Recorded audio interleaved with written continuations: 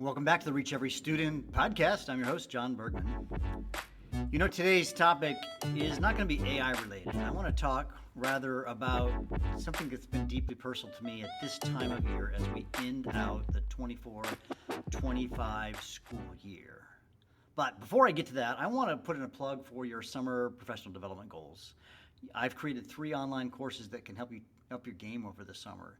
It's a way to help you as we enter this AI age in how you can better prepare yourself for teaching in the age of AI. I'm really convinced that if we move to more of a flipped learning model, a flipped and a mastery learning model in the age of AI, it is more practical than ever before. To that end, at my website at johnbergman.com, you can find 3 courses, one on flipped learning best practices for the K-12, Flip Learning Best Practice Higher Education, and the Mastery Learning Handbook, a book I recently wrote that will help you to think about how you can rethink how class works. So that's johnbergman.com/courses for that. Hey, and now let's get to today's topic. And today's topic is, how do you say goodbye to your students? So as I sit here, we have 1 week left of school. Our seniors, I'm a high school teacher, our seniors graduate 1 week from 1 week from today. And there are students that I'll never forget for the rest of my life.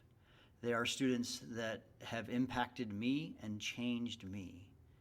And you know what I found over the years, this is year 39, okay, I'm an old teacher, that at this time of the year, I always kind of go through a little mini depression. My wife knows this is coming. I know it's coming.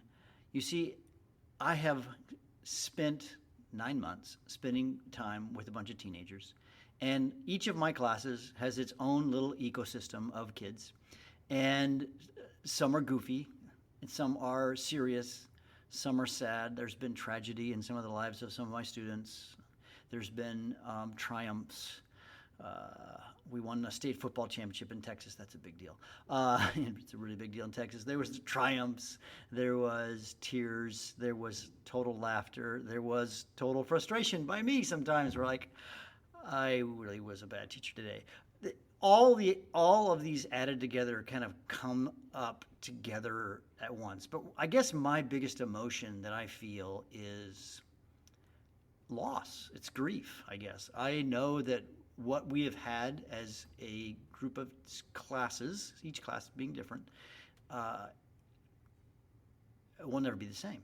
Now, some of these students are going on to graduate, and I won't see them again, some of them maybe ever. And some of the students I will see next year, some I will even have in class next year. But it will be a different batch of kids.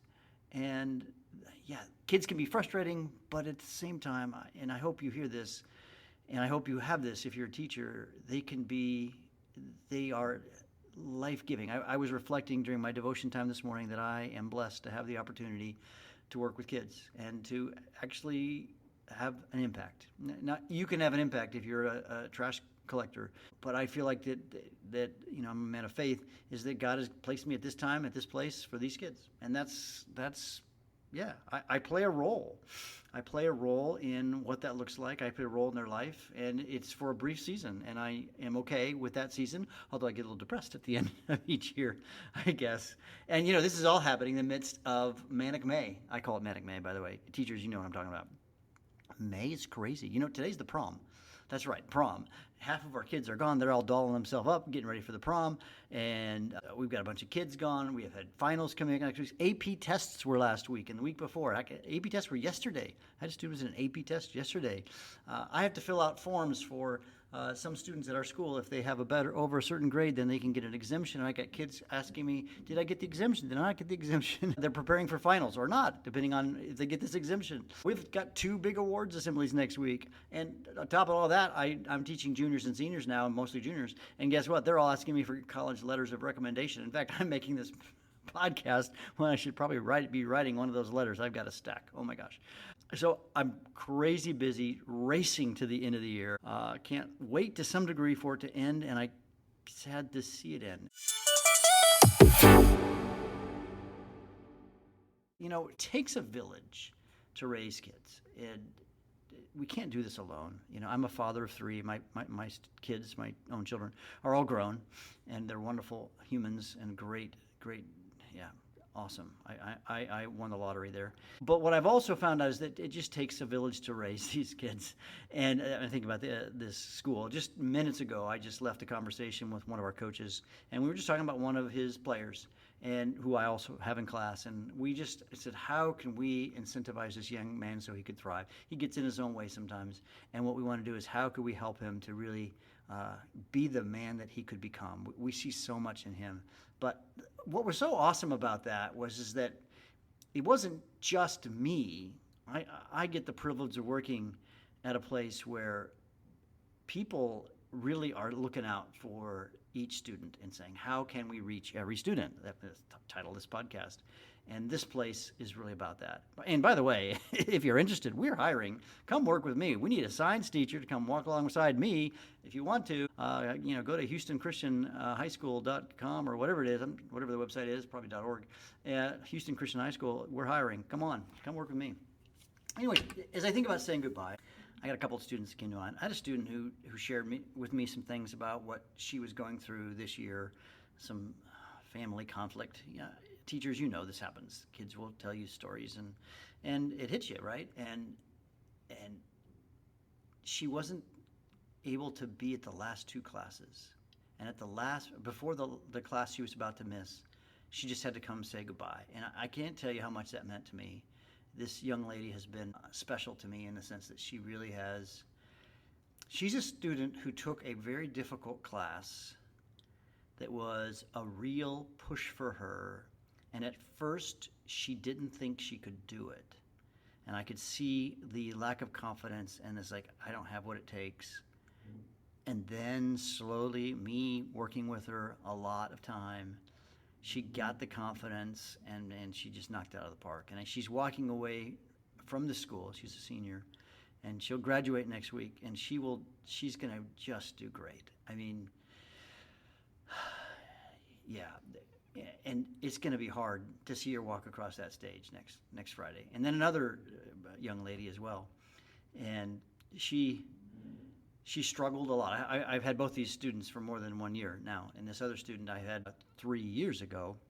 Actually, both of them. I guess I had them 3 years ago when they were sophomores.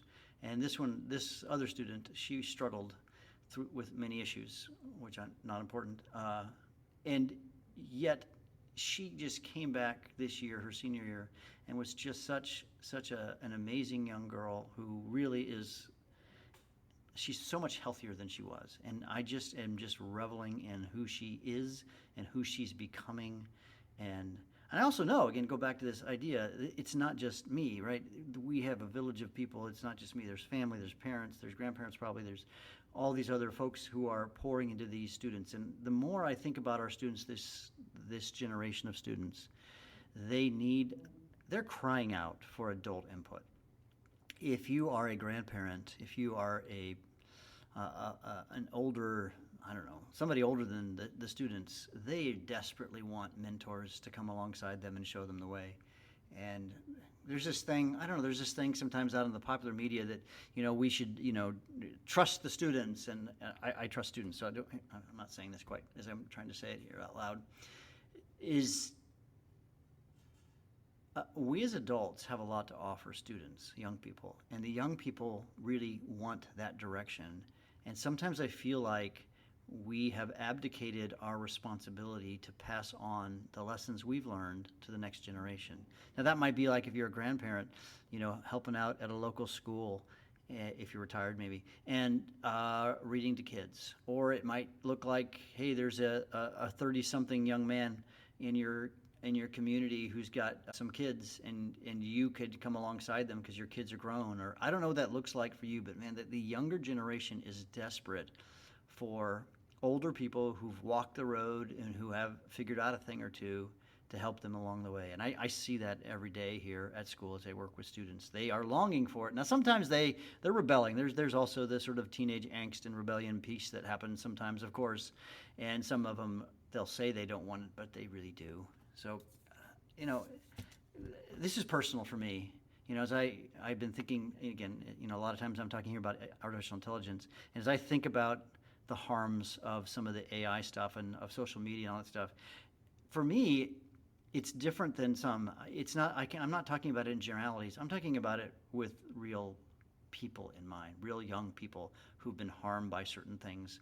And to me, that really it matters. And I hope that you have young people in your life, so that when you see some of the things I'll be talking about in the future about AI and where I'm afraid it might be going, is that you are also thinking about somebody who's a real person that this is impacting, because these are real people who they matter, right? So as I close, let me give you some advice from an old teacher. If you're a teacher, I don't know if you're a teacher or not, but some thoughts as we say goodbye to a new batch of students. Now, I'll get a new batch, right? Year 40 next year, and I'm looking forward to that, to meeting some new students, interacting with them. But yet at this stage of the year, as I say goodbye to this batch, I think of a saying, and I'm going to butcher it, but one who loves much will also hurt much when that person. So grief's not a bad thing. I lost my mom. It wasn't a bad thing. When you grieve so much, it says how much you loved her, right? Or whatever. And I hope that you teachers, I know you're tired. This is the end of the year, and you can't wait to get to summer. I can't either. It's okay to grieve, and to grieve the loss of this group, but then look forward to next. Right? And as I think about these students who are about to be launched, it's okay to be launched. Students need to be tested. So there's another thing that I believe about young people is sometimes we hand things to them too much and we don't let them really struggle. We've talked about earlier in a different episode about what I think is one of the critical things is we want students to go through productive struggle. In that context, I was talking about cognitive productive struggle, in learning like content. But they need productive struggle in their life. They need to go out and fail. They need to get a job and lose it. Hopefully, maybe not, but they need to go out and struggle and figure things out for themselves. Hopefully having a mentor who can come alongside them, but not one who's going to take away the pain. We learn through pain, don't we? So it's okay. I look forward to where the students that I have who will be launched in a week and where they're going to go. And as I also think, and again, teachers, at this time and in this place, I had a role. I had a role to shepherd this group of students to the next level, whatever that means. Some of them, it's going to be launched into the world of college. I had a conversation with a student today who's not thinking of college. He's thinking about becoming an electrician. And we had a fascinating conversation about that, launching them into what's going to be best for them and their life so that they can thrive. And then next year, I get to start over. Hopefully, I'll be a little better. I'm going to be more focused on a few things. I've been contemplating what I could do differently next year. I had a couple of classes that I struggled with, as is normal. But how could I make that less? Not less to struggle with. I'm okay with a struggle, but I lost control. Let's say it. Some classes, like the children are running the class and not me right now. Sometimes I feel that way. I don't know if you've ever been there, but I have. So thanks for listening. I hope that this is not just about AI and flipped learning, but you're hearing my heart for school, for kids. And I hope that maybe you're an aspiring teacher and you're interested in thinking about becoming a teacher. Come visit my class. I'd love to just chat with you. Houston, Texas. Come see me. Hey, thanks for listening. I encourage you to hit the subscribe button, share it with your friends.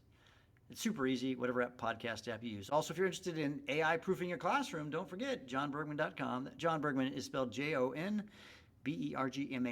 So there's no H in John and 2 N's in Bergman, johnbergman.com. And they'll help prepare you for the future. Hey, give the podcast a review too, as it helps me to get this in front of more eyes and actually ears, right? So go now and reach every student. You can find out more at reacheverystudent.com.